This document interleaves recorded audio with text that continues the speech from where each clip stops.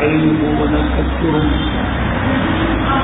ونعوذ بالله من شرور أنفسنا وسيئات أعمالنا من يهديه الله فلا مضل له ومن يضلل فلا هادي له وأشهد أن لا إله إلا الله وحده لا شريك له وأشهد أن محمدا عبده ورسوله أما بعد فإن خير الحديث كتاب الله وخير الهدي هدي محمد صلى الله عليه وسلم وشر الأمور محدثاتها وكل محدثة بدعة وكل بدعة ضلالة وكل ضلالة في النار أما بعد إخوتي وأخواتي في الله السلام عليكم ورحمة الله وبركاته. Inshallah, this is going to be a session from the teachings of the explanation of the book Al-Muharrar written by Al-Allama Ibn Abdul Hadi rahimahullah ta'ala. باب صفة الوضوء وفروضه وسننه. This chapter is to explain the description of al-wudu, ablution, وفروضه, and the obligatory aspects of ablution, وسننه, and the sunan aspect of it. عن يونس عن ابن شهاب أن عطاء بن يزيد الليثي أخبره أن عمران مولى عثمان بن عفان رضي الله عنه أخبره أن عثمان بن عفان رضي الله عنه دعا بوضوء فتوضأ فغسل كفيه 3 مرات إلى آخر الحديث. Imran, the free slave of Uthman bin Affan, said that Uthman, may Allah be pleased with him, ordered for wudu. Wudu is a bowl of water with which someone wants to perform ablution.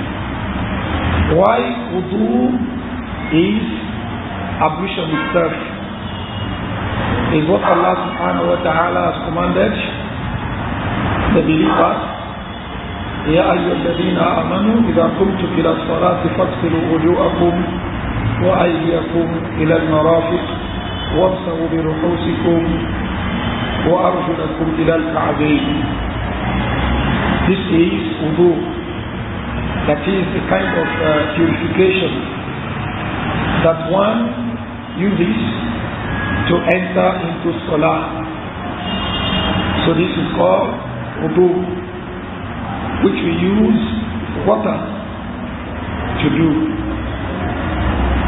Why wudu with fath?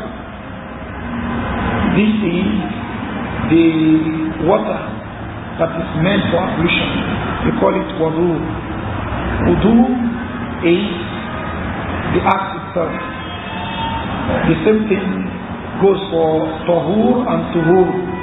Tuhur is purification.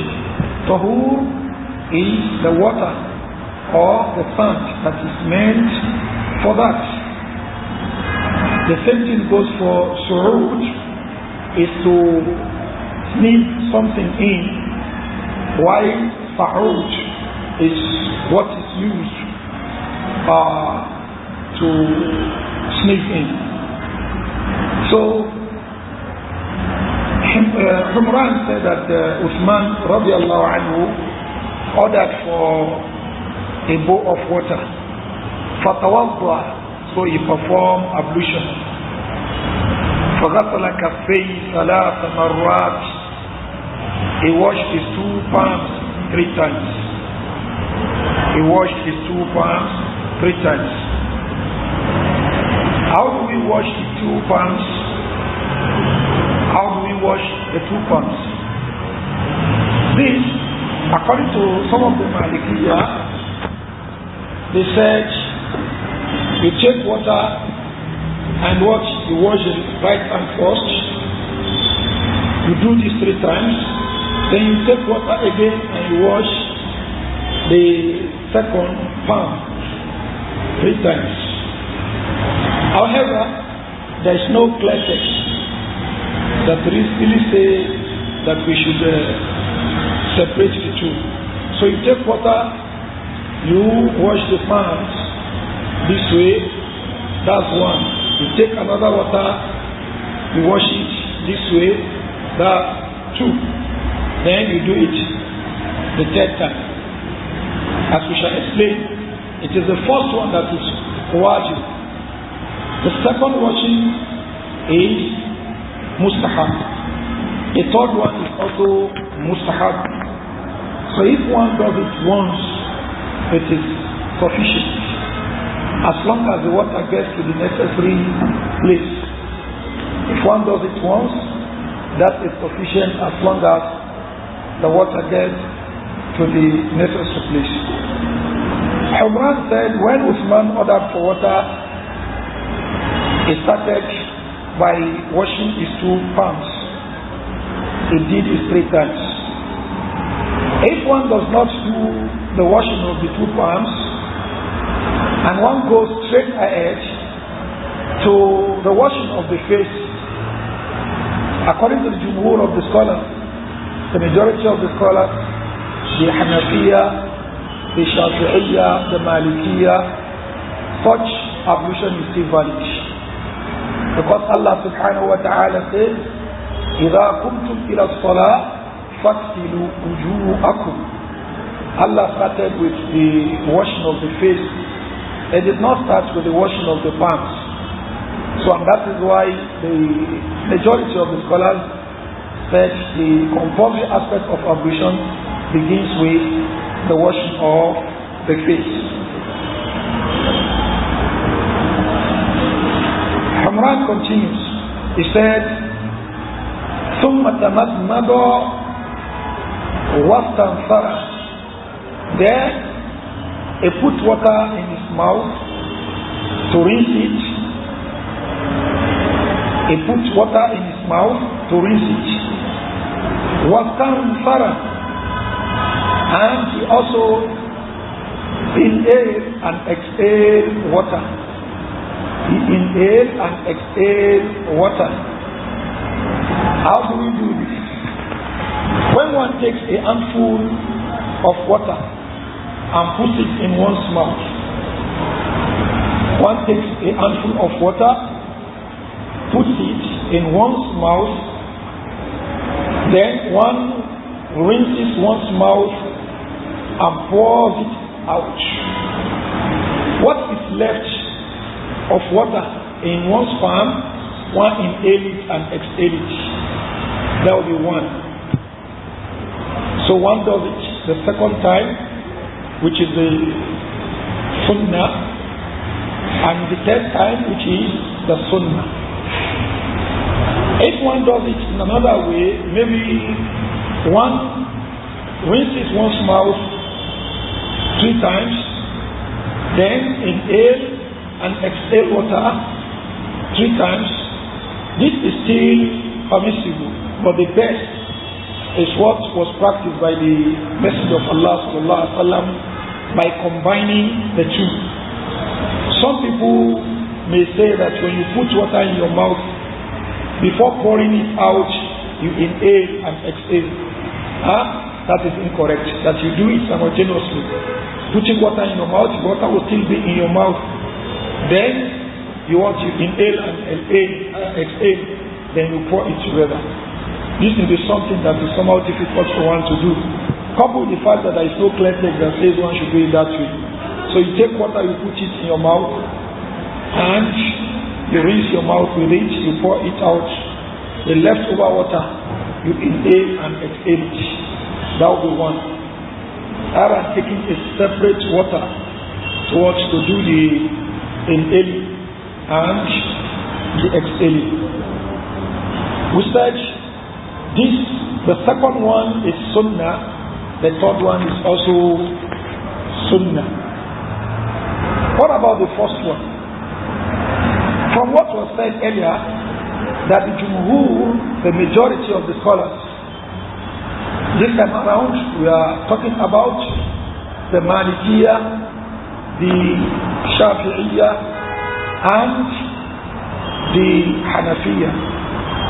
They are of the opinion that the compulsory aspect of ablution starts with the washing of the face.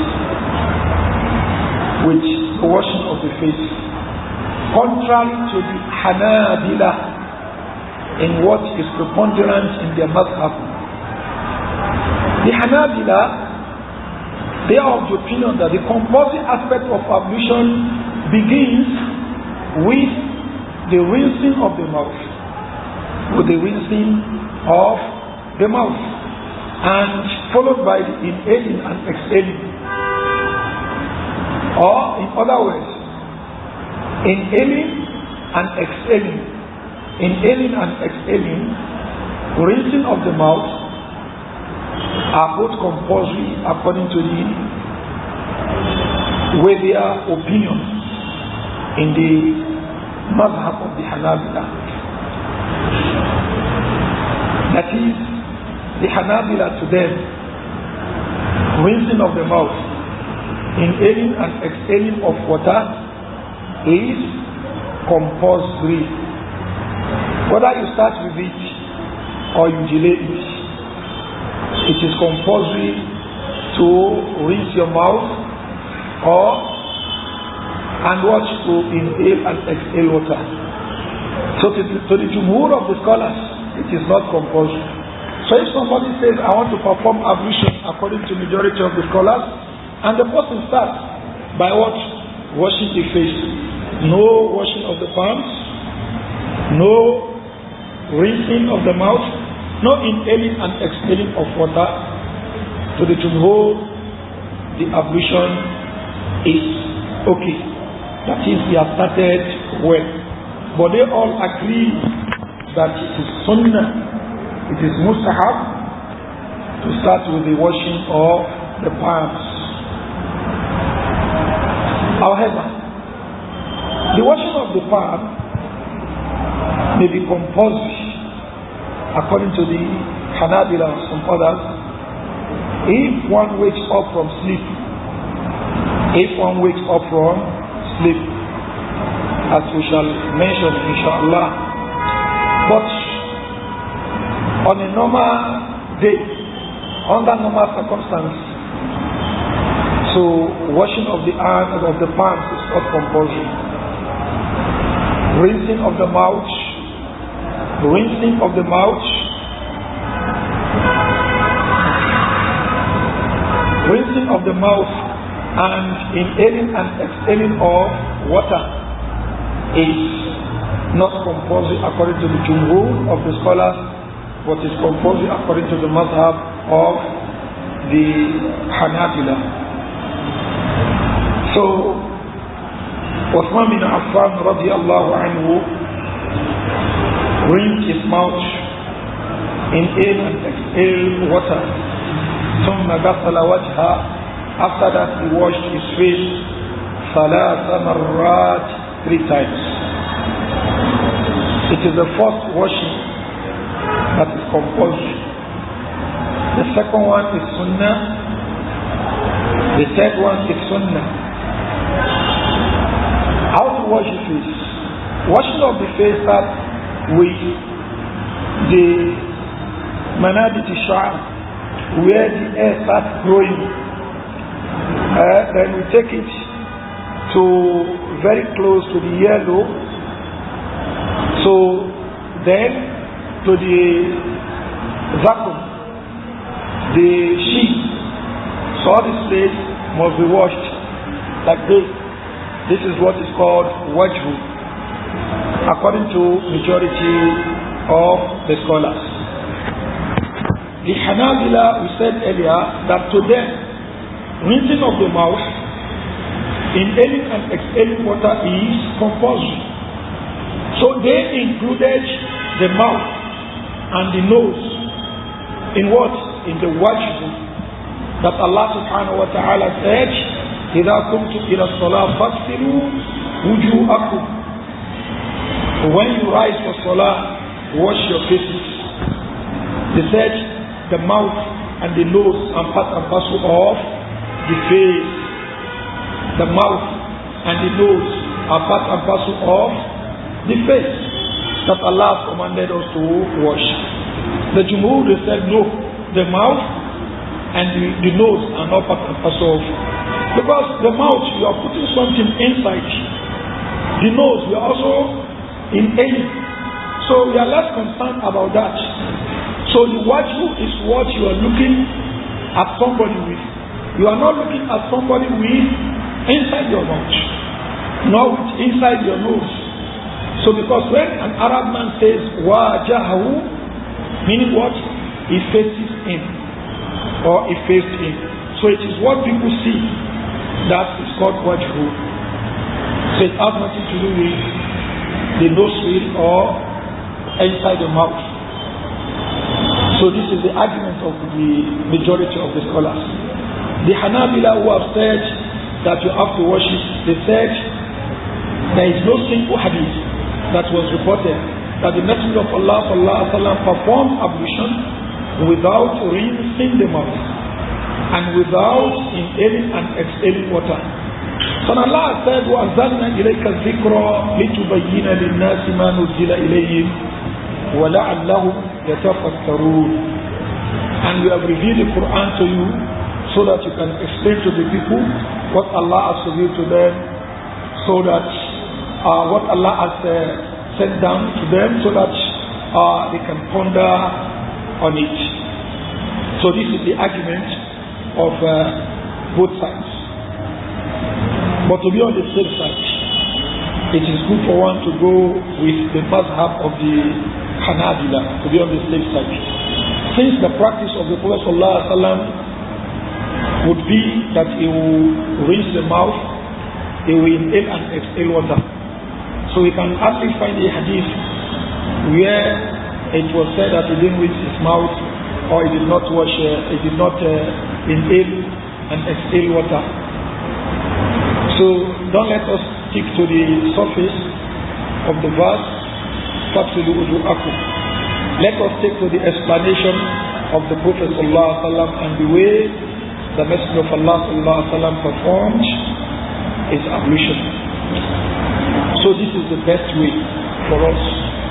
This is the best way. As I've said, that the majority of the scholars themselves do not discourage the rinsing and the inhaling and exhaling of water. But is it compulsory? This is where they go. Now, it is important to note here, if somebody starts by washing his face, after he has washed his face, he washed the hands like that. Maybe after he has washed his hands or he has wiped on his head, he now goes back to do inhaling, exhaling, rinsing of the mouth. Is there any problem? Are we going to say he has not done his ablution bi-tartib? To the Jumhur of the scholars, no. Because to them, what they talk about tartib, that is making the ablution orderly, they are not talking about the sunnah. They are talking about the wajibat, the fara'id. How is this clear? They are not talking about the sunnah. If somebody starts the ablution, for instance, maybe he washes his hand, his palm. After that, he just goes to the face. After that, maybe he washes the hand. He wipes the head. Then he comes back to rinse his mouth and inhale and exhale water. No harm. Because to them, those two things are not compulsory. When they say you have to do tertib bayn al-fara'id, that is, you make the compulsory aspects of ablution to the others, not the ones that are not compulsory. So this is a point that ought to be noted as well. So as for the istinfar, inhaling and exhaling water. So this is just to put water in your nose and watch you a kind of inhale and watch exhale it in order to clean the nose. So that's just it. ثم غسل يده اليمنى. Then Usman washed his right hand إلى المرفق, up to the elbow. إلى المرفق, up to the elbow.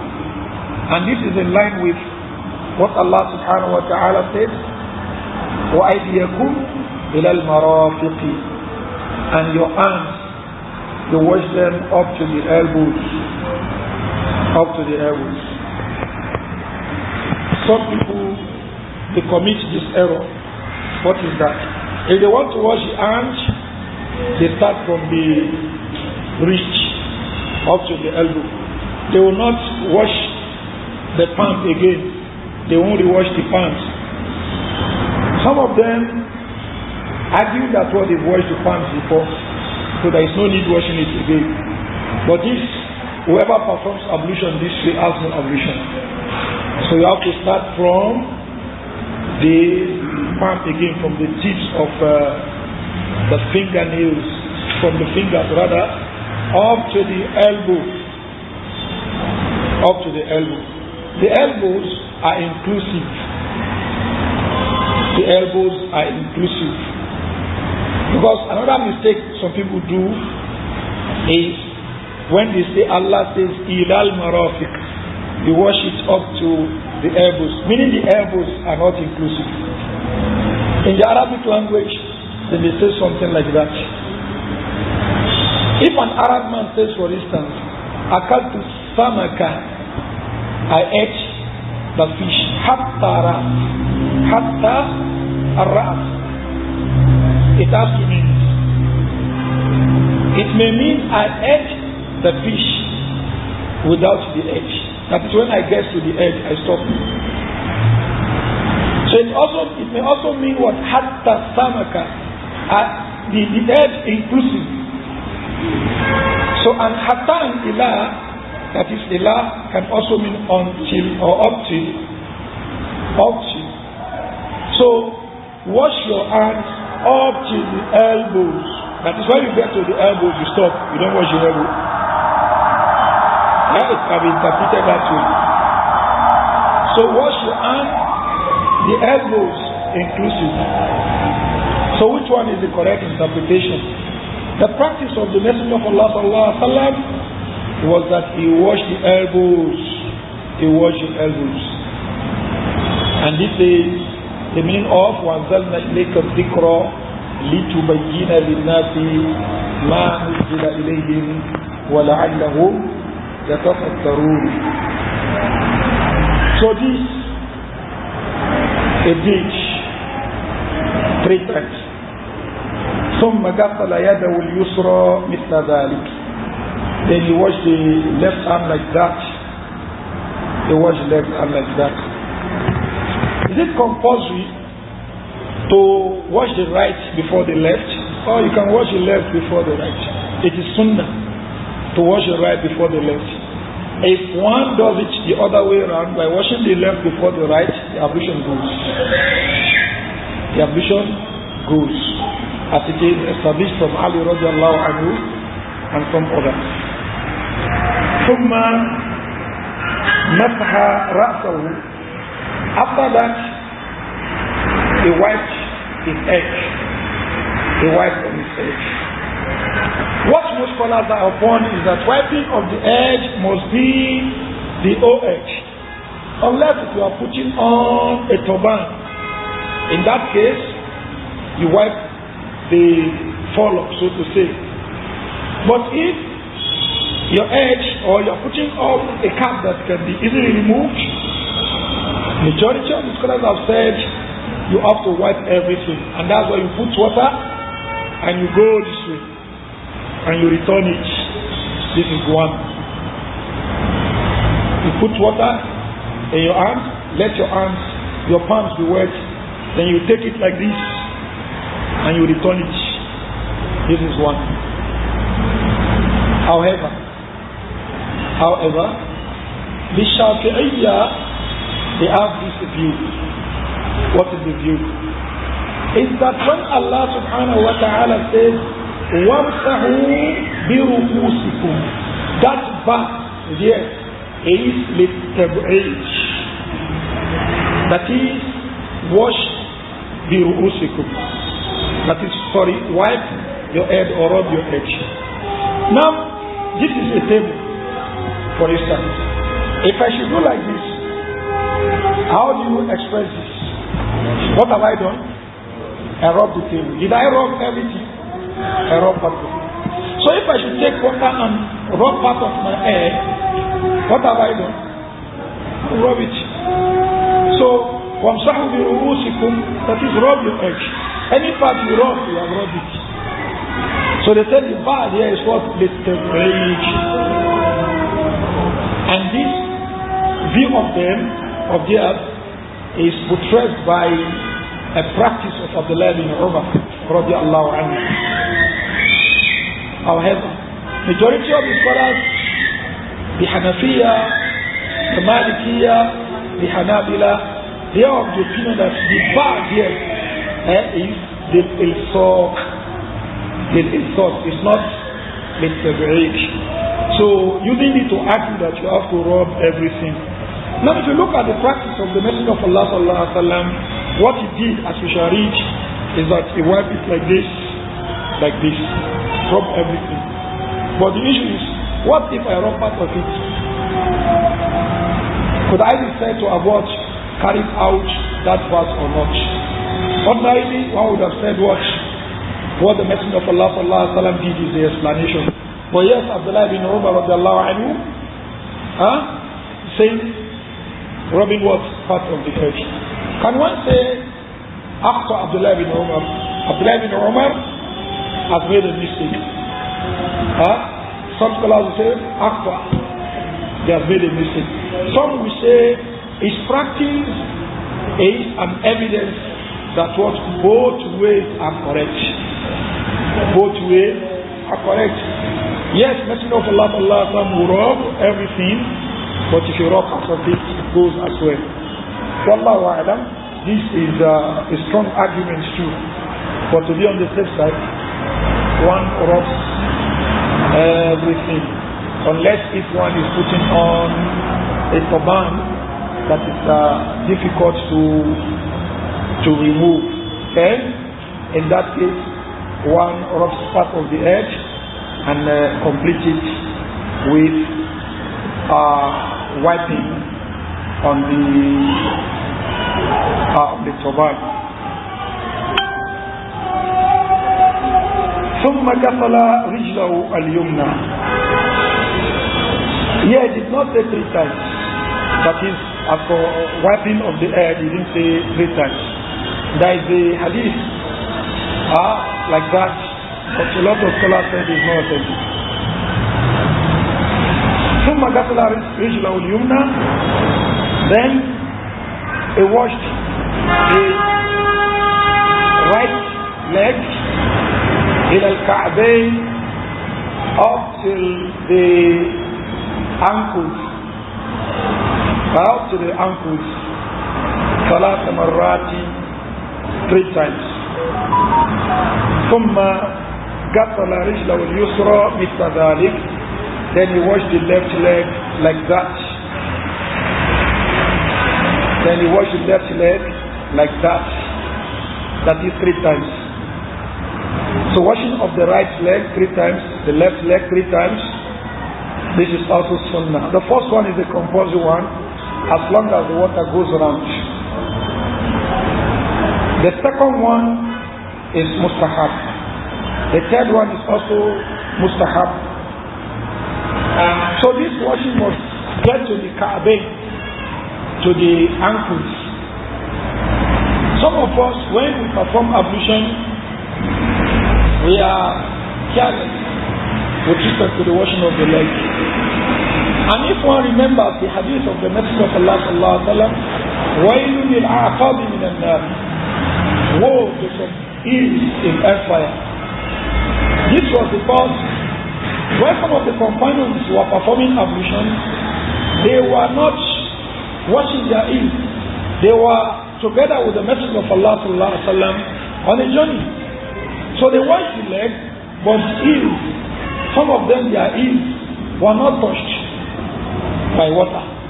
So the Messenger of Allah cried at the top of his voice, وَيْلٌ لِلْعَقَابِ مِنَ النَّارِ, to tell us the importance of allowing water to touch the necessary places in our body, in our bath of ablution.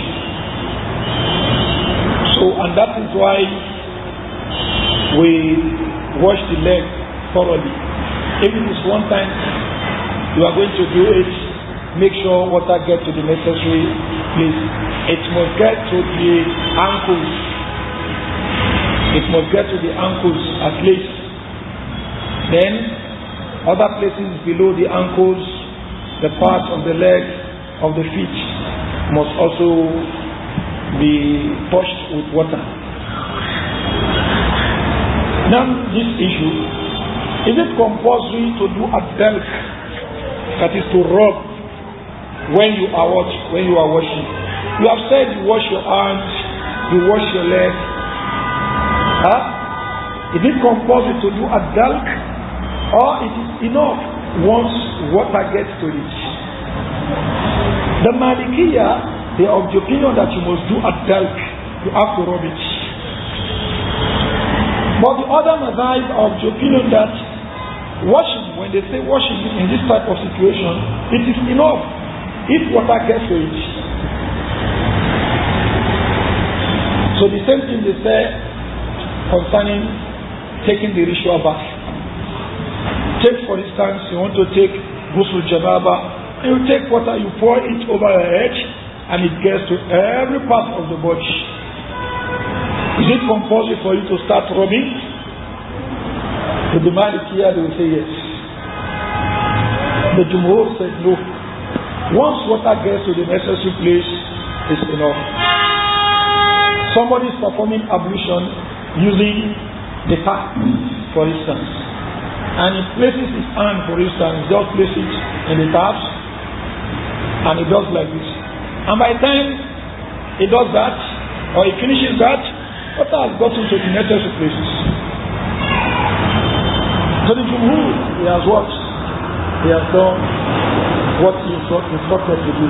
It is not a must that he rubs it. And this, Wallahu Alam, is the correct opinion. Ad-dalku is not a compulsory aspect of the ablution. Nobody could do. So what is compulsory is for water to get to the necessary place. That is what is compulsory. So some of the hadith used, we shall take on across some of the hadith. So Uthman radiallahu anhu performed this ablution. Something is missing in this description of Umran. Who can remind us? This description of the ablution of Uthman radiallahu anhu that was narrated by Umran, something is missing there. The rubbing of the ear is missing. The rubbing of the ear is missing. This is the word of the scholar used as evidence that rubbing of the ears is not compulsory. Why to be compulsory? It would have been mentioned here. It would have been mentioned here.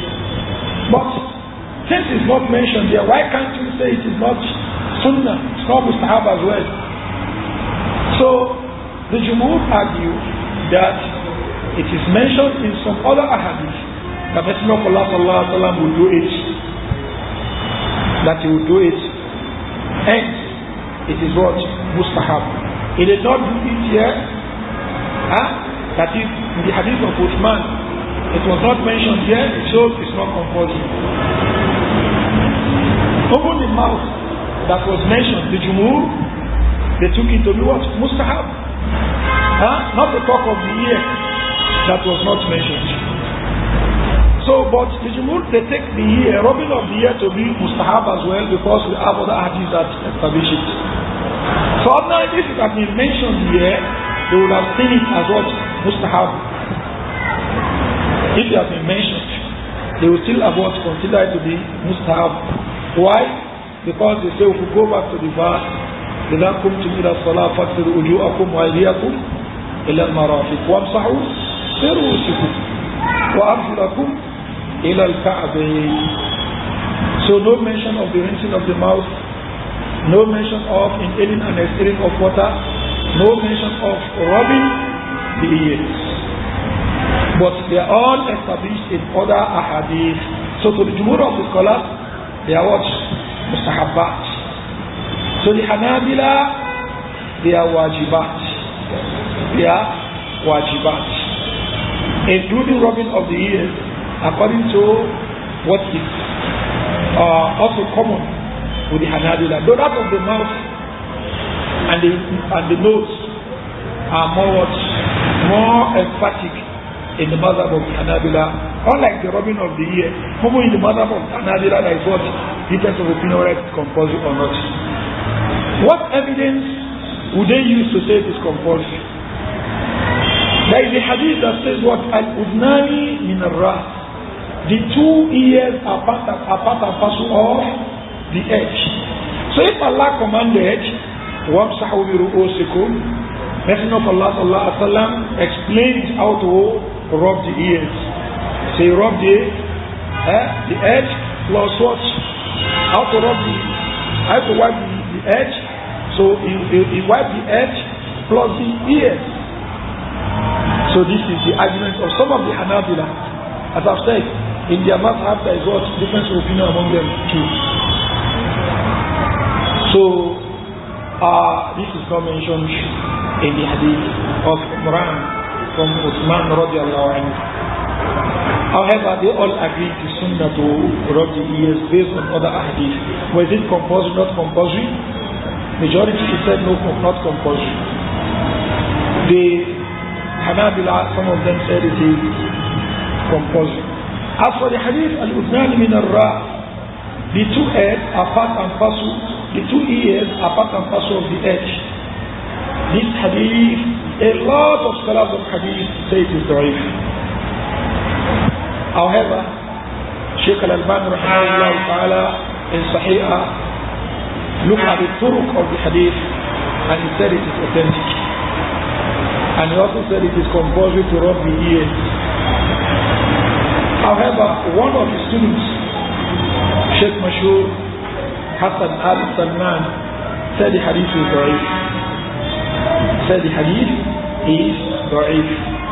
And he did a very extensive research in his book, which is titled Al-Tahqiq of Al-Khilafiyat of Bayhaqi. In his Tahqiq of the Khilafiyat of Bayhaqi. So he spent about 10 pages or more discussing the hadith, and his conclusion is that what the hadith is not authentic. So disagreeing with the Sheikh. And this was during the lifetime of Shaykh al-Albani rahimahullah ta'ala. And that's why the scholars,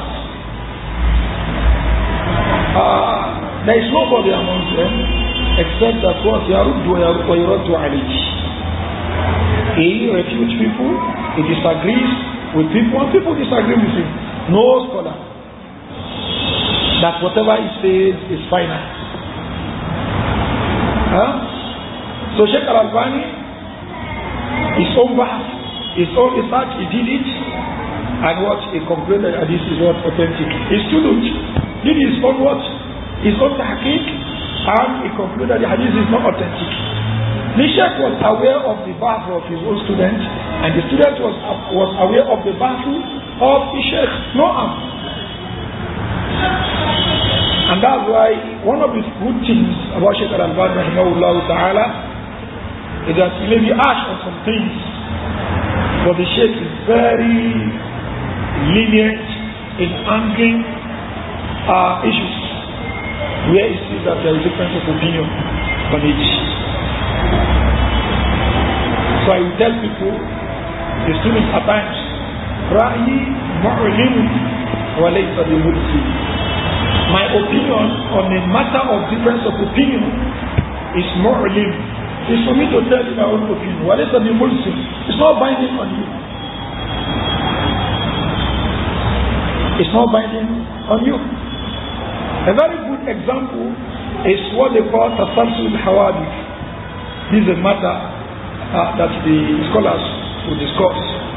Ibn Taymiyyah rahimahullah ta'ala has this view that there is no creation except there was a creation before it till the end, to no end,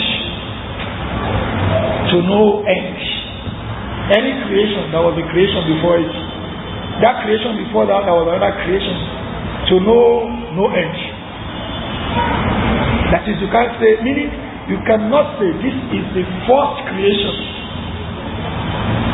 You can't say this is what? The first creation. If you say this is the first creation, like the hadith of what? The pen, we say what? With respect to this word. Because before it, there was arsh. So arsh was on water. So some scholars say arsh, the throne of Allah, was the first creation. So Ibn Taymiyyah was of the opinion that no. Generally speaking, you cannot say this particular thing was the first creation of Allah. Every creation had before it another creation to no end. So you can't say this is the first creation. But Sheikh Al-Albani rahimahullah ta'ala was of the opinion that no, it's either we say the pen was the first creation or the throne was the first creation. This a lot of scholars research. What I'm driving at is that Sheikh Al-Albani was 14 Ibn Taymiyyah's position. Seriously. He said Ibn Taymiyyah would criticize the philosophers, their method. But he has also used the same method. May Allah pardon him. He has used the same method that he warned us against. We have clear text that the first creation is pen and what? Or ash. So you are saying what? There was no creation except there was a creation before it. Hadi Hassan al-Halabi rahimahullah and some of his students, they took up their sheikh. They had serious discussion with him. And they said, no, what Ibn Taymiyyah said was the right position. And the sheikh at times would tell them, that's the Taymiyyah. I'm not a Taymi. And they would say what? Walasna Albani. We are not Albanis. So the sheikh would say what? Rai mu'alimu. My own opinion is what is informative. Walaysa bimulzim is not binding. And this is the way scholars should be. If we have an issue that scholars differ on, seriously, you say your own and you walk away.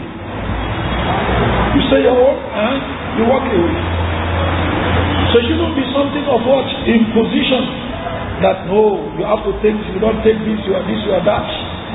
If your own position is compulsory on people to take, what makes the other people's position not compulsory to take? So what is binding on everybody is what? Al-Kitab wa Sunnah wa Ijma' Salaf al-Ummah. This is what is binding. If there is no clear text from the Quran and Sunnah on a particular thing, and the Ijma' of the Salaf is not upon it, then you say your own and you move. You move on.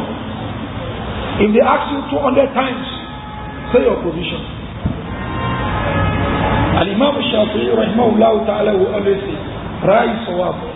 my opinion on matter that is subject to difference of opinion is correct.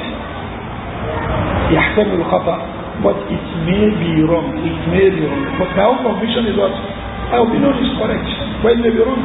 ورأي غيري, the opinion of another person خطأ is wrong. ويحتمل الصواب, it may be right, but my conviction is that what the opinion of another person is wrong. My opinion is right. I may be wrong. He may be right. And this is the way we see things. So I remember days that the Ahlul Sunnah, people will fight over, you raise the hand from Ruku, where should you place your shirt? The sides. You are rising from sujood. Should you do ashmu, that is to place your hand like this and get up, or you do it like this? Brothers in university, they will fire each other over that. The essence, and some people will look at so and so person as what meaning will tell them. Not a real Salafi or a real Sunni. So things like this, people laugh at them. People have understanding. So what are these issues that you people are fighting over? You can't solve the matter. Scholars of the past, they disagree on it. You say yours and watch. You move on. Niqab wajib, niqab is not wajib.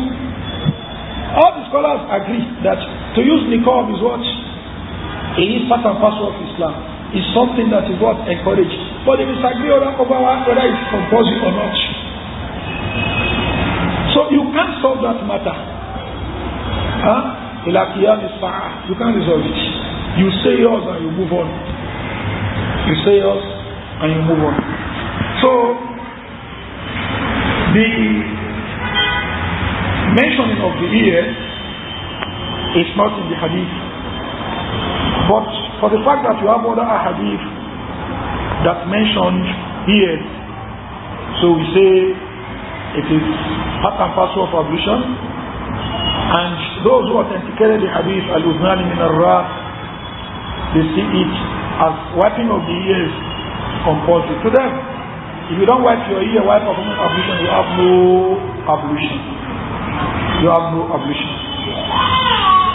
Then the conclusion of the hadith, he said after Uthman radiallahu anhu performed this, he said, رَأَيْتُ رَسُولَ اللَّهِ صَلَّى اللَّهُ عَلَيْهِ وَسَلَّمَ تَوَضَّأْنَا وَأُضُوئِ آذَا. I saw the Messenger of Allah sallallahu alaihi wasallam perform ablution like this of mine. ثم قال رسول الله صلى الله عليه وسلم ثم قال رسول الله صلى الله عليه وسلم. Then the Messenger of Allah said, من توضأ نحو وضوء هذا, whoever performs ablution like this of mine, ثم قام, after that he rises, فركع ركعتين, observe 2 rak'ah. لا يحدث فيهما نفسه, he does not address himself in it. غفر له ما تقدم من ذنبه, what has preceded of his sin will be forgiven. What has preceded of his sin will be forgiven. Performing ablution, observing 2 rak'ah after that, and one concentrates in those 2 rak'ah to the extent that one does not think about the worldly things. This is difficult. But if one can do it, غُفِرَ لَهُ مَا تَقَدَّمَ مِنْ ذَنْبِهِ, what has preceded of his sin to be forgiven. So, it is difficult, as I've said, for you not to think about anything while you are in Salah. Not to think about anything. It's difficult. You're thinking about something will lead you towards for you to forget in your Salah. And this will lead to sujood sahwi and the likes. But Allah subhanahu wa ta'ala has not held us responsible for thinking about something in Salah. But the more you are carried away in the Salah, the less the reward. As the Prophet ﷺ said, that إن العبد لا ينصرف من صلاتي وما كتب له من صلاتي إلا تسوع ثمنها سبعها سدسها خمسها ربعها ثلثها. That a slave of Allah would finish his salah, he only has 1/9. It's called 1/9 or 1/8 or 1/7, 1/6, 1/5, 1/4, 1/3, 1/2. It depends on the level of his concentration in salah. For you to see somebody that will have full reward of the salah, this is difficult. Full reward of the salah. And that's why Messenger of Allah sallallahu alaihi wasallam encourages us not to ignore the nawafil, the rawatib, because they will be used to augment our compulsory salah. So Allah will say, "Undur ila salati abdi hal atamma'a." Look at the salah of my servant. Did he perfect it? If no, he will say what? Undur hal li abdi min tatawwu fayukammal bihi faridatu.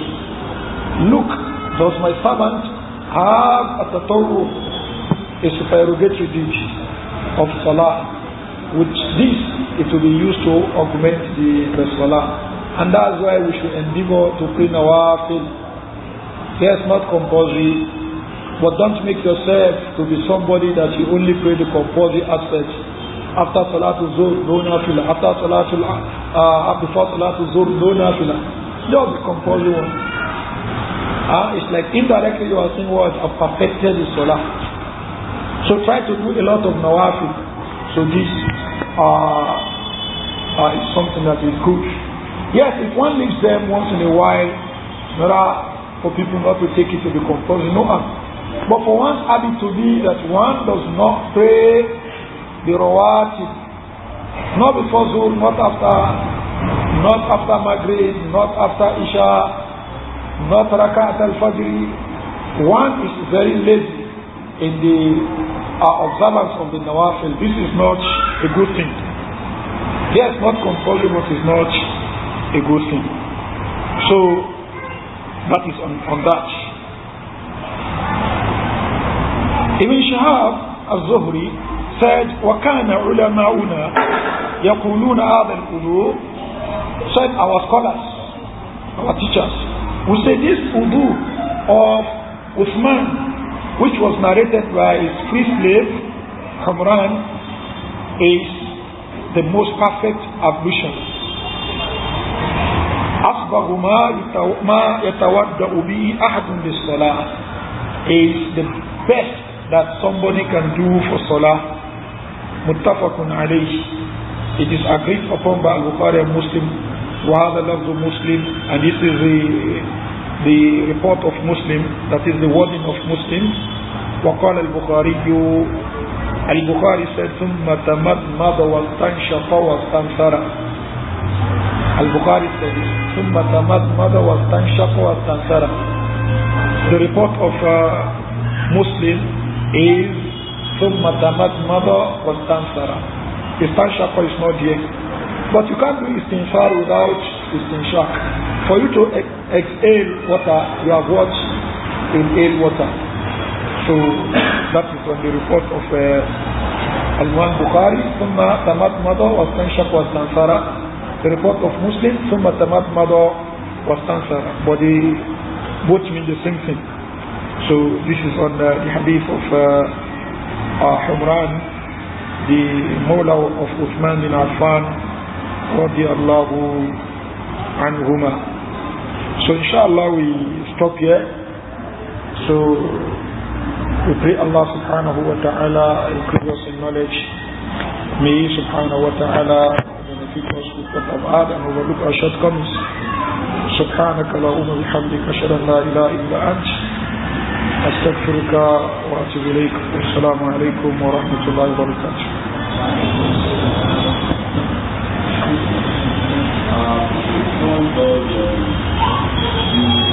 more than 3 times,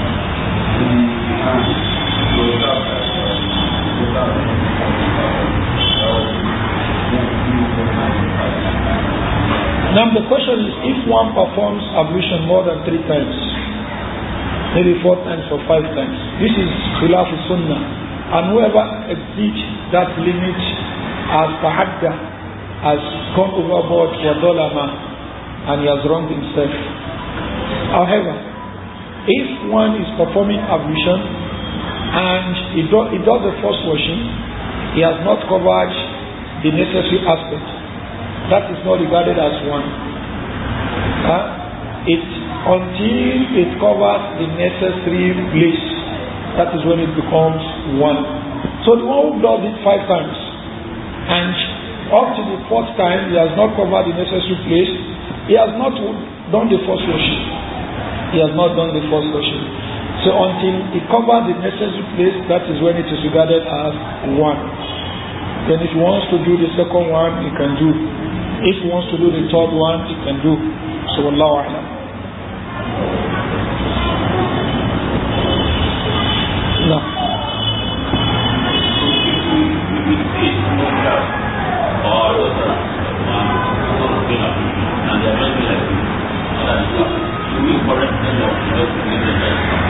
If you see the mother, our child,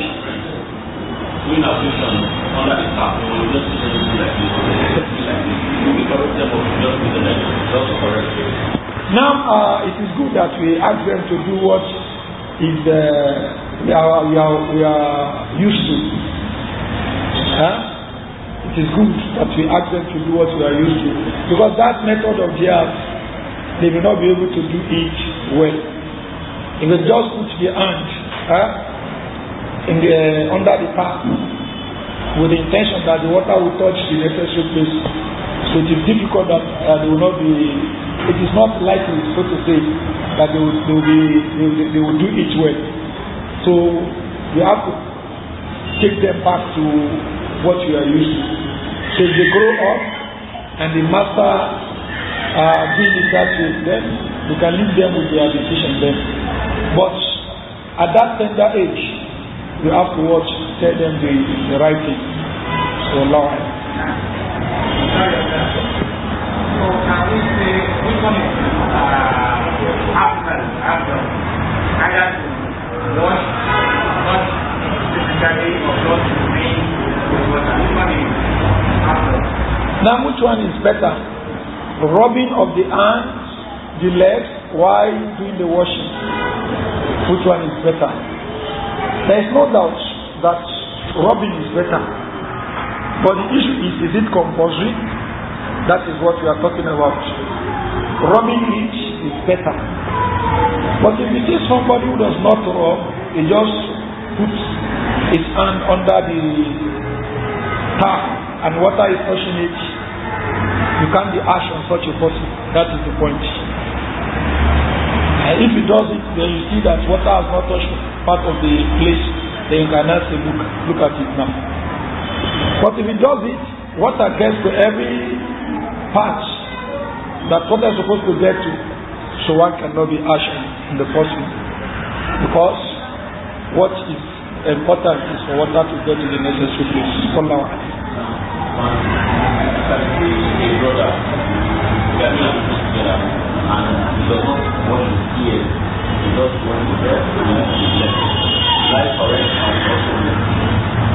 Now the question is, if you see a brother performing ablution, it does it the way has been explained in the hadith of Umran. He does not rub the ear. Do you correct him? You can tell him that you have left one sunnah. And unless if you believe that it is part that you have left, like Sheikh Al-Albani rahimahullah ta'ala believes that rubbing of the ear is what? Is part, and some of the Hanabila. Now it is not of disturbance, so to say, to you. Somebody says this thing is fact, that is his own conviction. He says it, and he doesn't care whether you take it from him or not. He will say it. You have no ambition with what you have done. Do you expect him to say you have ablution? But he will say you don't have ablution. That is his own what? Conviction. That is what he worships Allah with. But you believe you have ablution. Not based on your own whims and caprices. It is based on what the scholars have said. There you go with that. Now the next thing is that can he pray behind you? Can he pray behind you? Now you believe that what? Somebody who does not rub his ear while performing ablution has no ablution. And the person is the imam, he believes that what? If he doesn't rub the ear, he has ablution. Can you pray behind such an imam? You can pray behind him. It is when you do what he does, you believe you don't have ablution. And what? By extension, you have no salah. But he believes that he has. So you are praying behind somebody who has ablution to him. You are praying behind somebody who has ablution to him.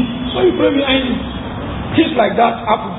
Sheikh Al-Albani rahimahullah ta'ala brought examples of Sahaba who had different of opinions on the issue of ablution, and they will pray behind one another. This one believe that if you do this, you don't have ablution. Why the other believe the other way? And they will pray behind one another. Some of the scholars are of the opinion that if you eat camel's meat, your ablution is gone. You have to renew your ablution. And majority of the scholars do not see it that way. So they will pray behind one another.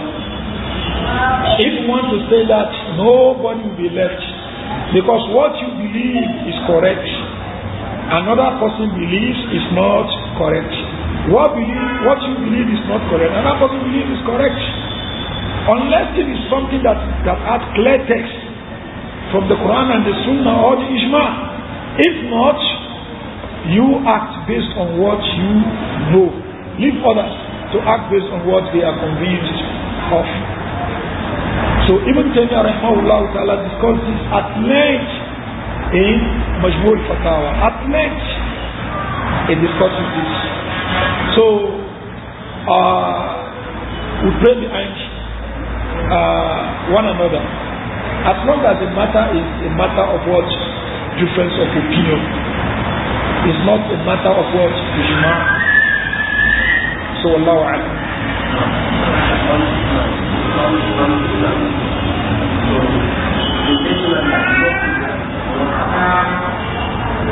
Yes.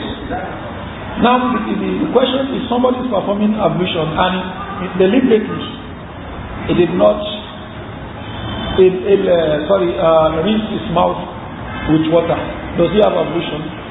We ask the person, do you believe that rinsing of the mouth is compulsory or not? If he says yes, then he doesn't have ablution. Then you can't pray behind such a person. Because the person himself believes that what the ablution he has performed is wrong. How is this played?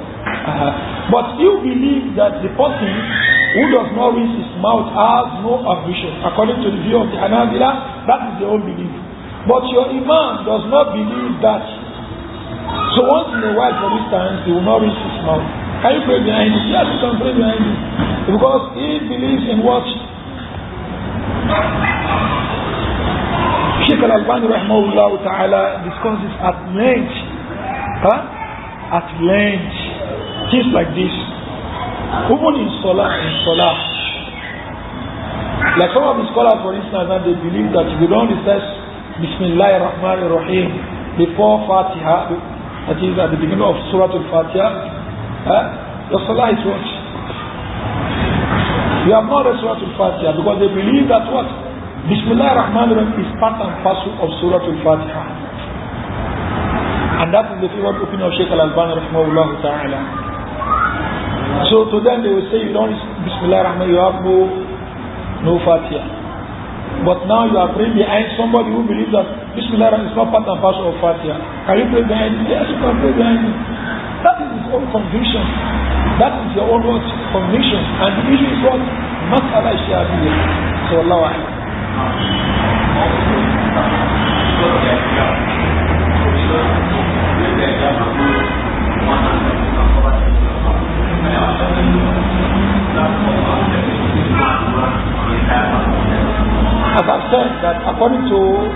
the Shafi'iyah, rubbing part of the hair is sufficient. Contrary to the majority. And that opinion of theirs is buttressed by the practice of Abdullah ibn Umar radiallahu anhu. So majority of the scholars will say, no, you have no ablution if you do it that way. But to this they say you have what? Ablution. But the one who is putting on turban said it's enough for him to just rub the front part and conclude the rubbing on the turban. Likewise, a woman that has what? The hijab. Instead of removing the hijab, particularly when it has to be something that has to do with maybe in the open, she can watch and do that. This is established from Salama radiallahu anha and some others.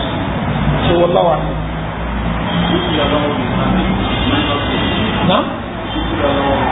Now, غفر له ما تقدم من ذنبه. What has the of his sin will be forgiven? Yes, it's minor sins, not major sins. Not major sins. What most scholars are upon is that the hadith, wherever you see something like this, غفر له ما تقدم من ذنبه, they are all referring towards minor sins. What is the evidence? The evidence is that Messenger of Allah sallallahu alaihi wasallam said, "As-salawatul khamsu," the 5 daily prayers, if you observe them.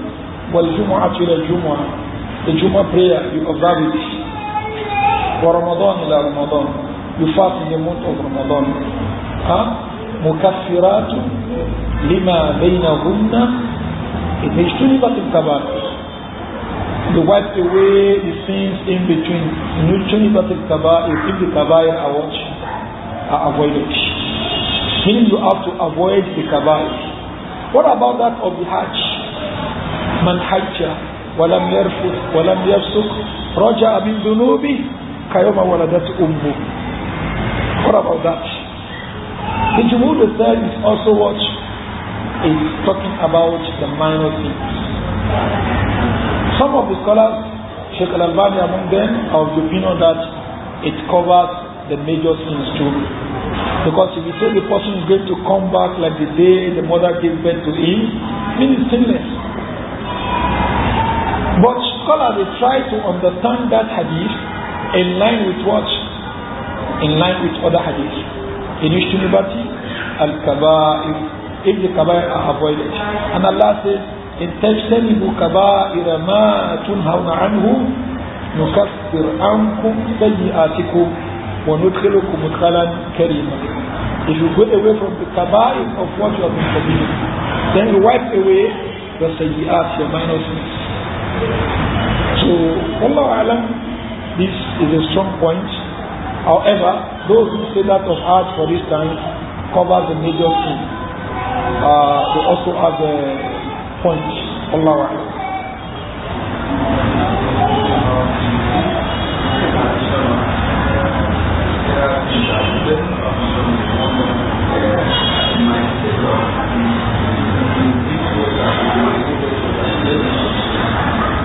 Is it a hadith that the best ablution is the one done with little water? The hadith. Now there is an author that Messenger of Allah sallallahu alaihi wasallam said that we should use little water, that is managed water, even if you are at the bank, so to say, of a river. So, and this author is authentic. Wallahu a'lam.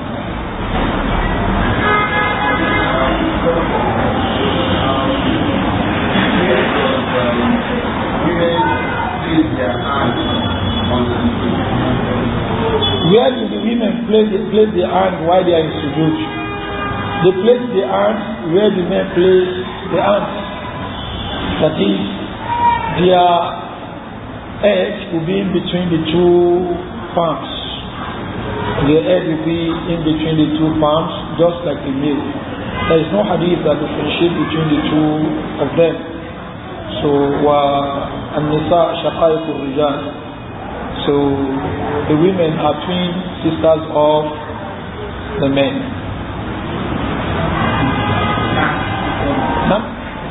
So the question about breathing. of hair by men. By men. Yes. I think there are hadiths that also go hadith of Islam. They can make it that men can also braid their hair. Now, can men plait their hair? Because we have hadith that Messenger of Allah sallallahu alaihi wasallam plaited his hair into 3 or 4 places. Can men also do that? This has to do with the culture of the people. It has to do with the culture of the people.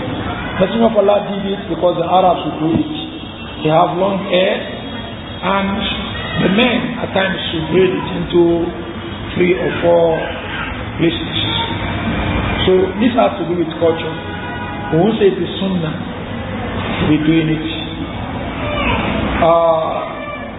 Usama al-Kusi, one of the students of Sheikh Muqbil rahimahullah ta'ala, he said when he got to Yemen, so he had read the hadith and Messenger of Allah braided his hair.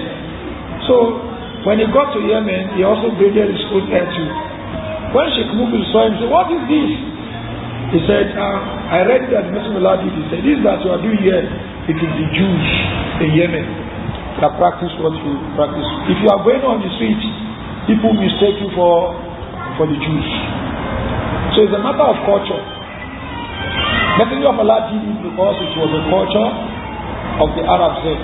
But later it became what? The culture of the Jews. So if the Muslims are doing something that the Sharia has not commanded to do, but later they don't practice it that way again, they practice it a different way. That is, the culture has changed, and it's not the Sharia that asked them to do that thing in the first instance. So, if that thing is now peculiar to some people, it is good you don't do it. It is good you don't do it. But if it is the Sharia that says you do something, then you don't do it. But it's not the Sharia that asks us to do it. It is the culture of the people, and we are all practicing it. Then we don't do it anymore because some people have taken to it who are people of innovations, or people of what? Of bid'ah, or people of kufru, shirk. Wallahu a'lam. Sorry, I think this could have become known with low people when they are very fast or all these Yes, the same thing. That is, people who are practicing it are the lowly people in the society or the riffraffs. So it's something to be avoided so that you will not be mistaken for them.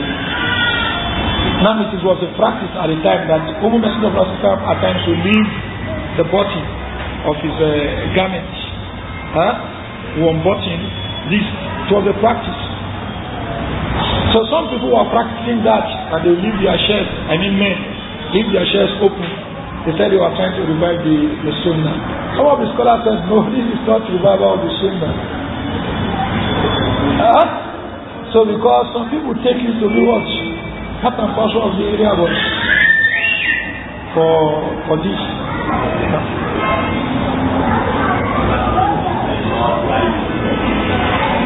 Now? Dying of the earth.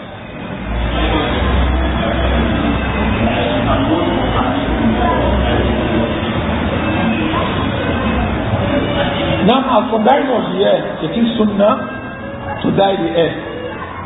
Yes, it is sunnah to dye it, but not compulsory. And that's why some of the companions who are reported to have dyed their hair, some who are reported not to have dyed the hair. This is for people who have grey hair, or who have had some grey hair. But is it permissible now? Not sunnah. Is it permissible for the ones who do not have grey hair to be dyeing their hair? This has to do with custom or the culture of the people. If you go to places like Pakistan or Asia, you see some of them dyeing their hair, dyeing their beard, despite the fact that they've not started having grey hair. So if it is not in your culture to do that, one should avoid it. That is, you don't have grey hair and you are dying, So this should be avoided if it is not in the culture or law.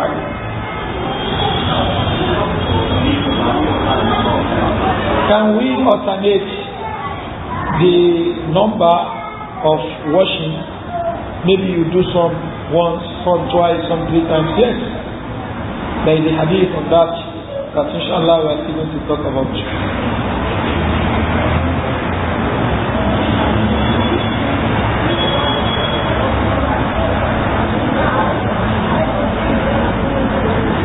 Is it true if there is no water that one does sun ablution? Yes, it's true. If there is no water or you cannot use water, there is water, but you are ill, you can't make use of it, you get cold. So you can use sun ablution, which is called tayammum. Yes.